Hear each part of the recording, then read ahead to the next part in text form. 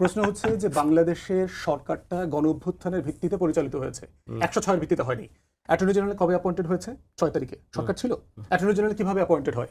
কনস্টিটিউশনে লেখা আছে না, 64 বলে দেওয়া আছে না যে প্রধানমন্ত্রীর পরামর্শ করে প্রেসিডেন্ট অ্যাপয়েন্ট করবেন।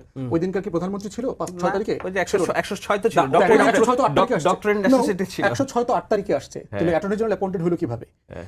106 এর যে শুনানি হয়েছে এটা কোথায় হয়েছে? না, কিন্তু একটি ঘটনা দিয়ে তো আপনি মানে 8 তারিখের পরের যে ঘটনা পরম্পরা, প্রত্যেকটা ঘটনাকে আপনি অসাংবিধানিক বলতে পারেন না।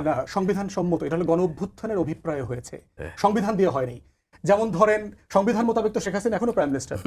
শেখ হাসিনা বলছেন আমি তো রিজাইন করি নাই। শেখ হাসিনা বলছে, আপনি তার বক্তব্য শোনেন নাই যে আমি রিজাইন করি নাই? চুপ্পু বলছে কিনা যে আমার কাছে কোনো পদত্যাগপত্র দেওয়া হয়নি?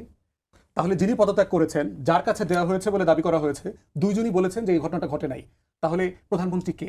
সংসদ ভেঙে দিতে চুপ্পুকে কে বলছে?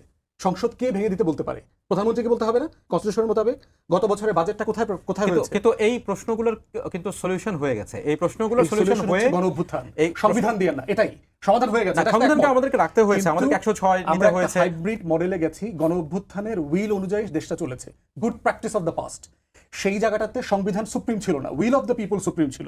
আপনি যদি সংবিধান বলেন তাহলে আজকে অবৈধ প্রধানমন্ত্রী সংসদে বসে আছে, কিন্তু আমরা মনে করি উনি বৈধ প্রধানমন্ত্রী, কারণ গণ অভ্যুত্থানের উইল মোতাবেক নির্বাচন হয়েছে, উনি মেজরিটি পেয়ে সংসদে গেছেন। বিএনপি আগুন নিয়ে খেলছে, অপ্রয়োজনীয়। তিনি 72-এর ফ্রেম নিয়ে যেটা খেলছে, এটা বিএনপি সরকারকেই আন্ডারমাইন করে, অবৈধ করে দেয়। বরং যদি গণ অভ্যুত্থানকে ওন করে আপনি বলেন, তাহলে বিএনপির ম্যান্ডেট শক্তিশালী হয়, স্ট্রেনদেন হয়। আমরা ওটাই বলছি।